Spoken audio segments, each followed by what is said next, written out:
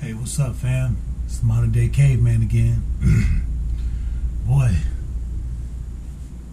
people have been asking me if I like my job. Well, the answer is no. I love my job, man.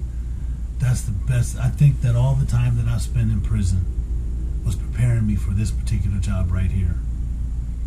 It's hard for me to describe California Palms. It's almost like being in prison, but it's not. It's just the structure, the environment, all the men. You know, I really like it. I really like it a lot. I love it. I do. I'm starting to meet the guys. They're knowing who I am. The only thing is I got to switch from first shift to second shift, man. So instead of working from 7 to 3, I now work from 3 to 11. And I got to adjust my sleep schedule. So if I look a little tired, it's because I am. I usually be getting ready to go to bed right about now, you know, but I'm going to try to stay up a little bit late tonight and just try to keep get my body alarm, I guess you would call it, my internal clock. I need to get it together. I talked to my PO today, man, and I told her where I was working at, and I sent her an email prior. I want to be proactive about informing my PO of what I'm doing. I don't want there to be any surprises with her. I want her to know that this is what I'm doing. You know, I let her know every step of the way. And let me tell you how God works. I'm gonna tell you, man. I'm telling you, man. I keep telling you how God is a trip, man. God is a trip. But this is how I know God is at work in my life. So I knew that I needed to call my parole board today. So on my break, right, I decided to call my parole board. I mean my PO. So I called my PO, and she was asking me about the facility and what it was like and what my responsibilities were. And then she asked me about how did she get in contact with the owners or the operators of the facility.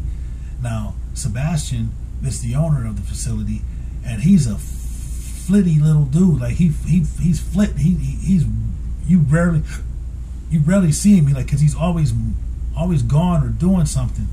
And I swear, man, right at the moment where she asked, "How can I talk to the owner operators of the place?"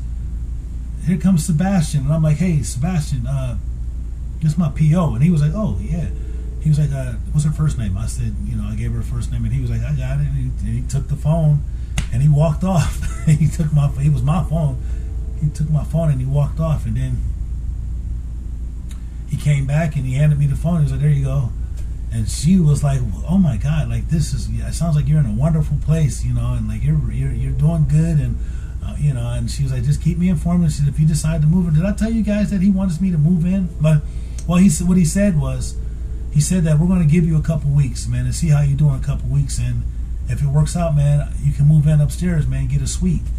So I'm telling you guys, I get to go to work. I get 3 meals a day, breakfast, lunch, and dinner, of good food, not just some institutionalized food. Like today, I had my first gyro ever with real lamb meat. Like, I was afraid to eat the lamb meat, man, because I had never had lamb meat, and I'm real finicky about the food that I put in my mouth. So the cook, he was like, check it out. He let me taste a little piece, and he was like, "No, but you can't eat it like that." And I know that they're not gyros, they're euros. That's the proper term, is euro.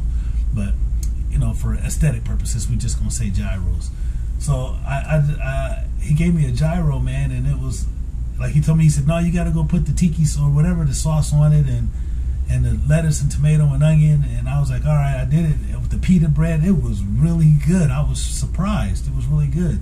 So I get to eat 3 meals a day, right? I get to live there for free, and I get to work there, and I make $12 an hour. I was just like, what the heck, man? And it don't even seem like I'm doing work. It just but I am,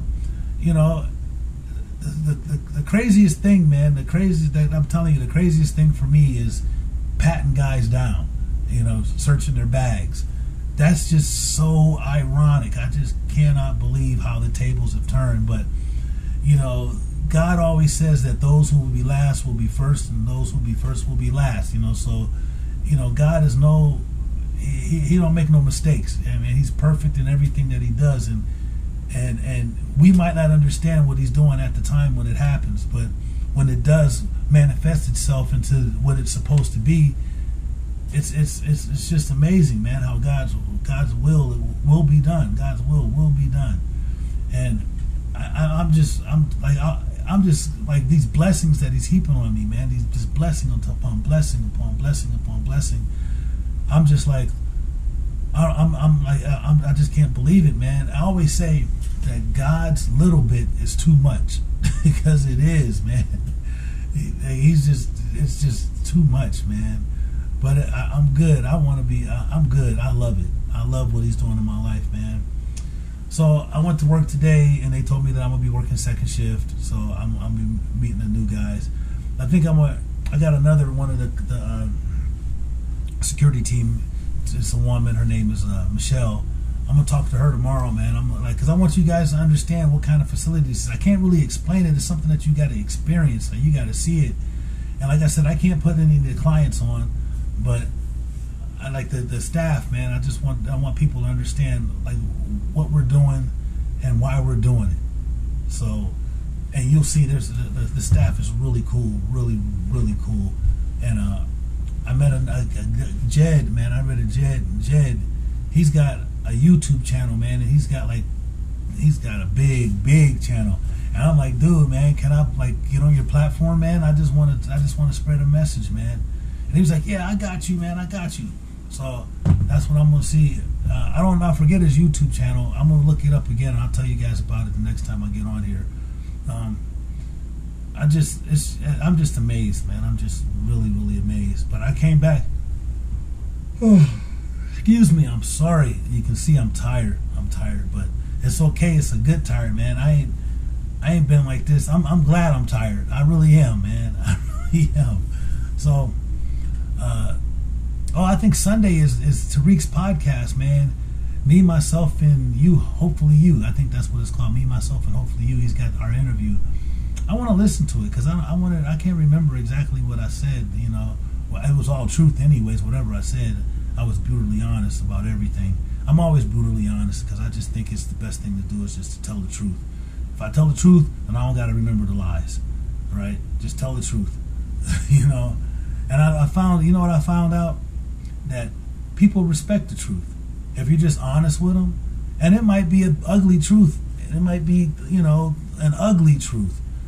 But if you tell it to them, people respect that. They honor that, you know. And I've realized that over the course of time, man. It's just, you know, so many people have lied to me, and when I found out they lied to me, I go back to them. I'm like, dude, why did you just tell me the truth? I could have handled the truth, you know.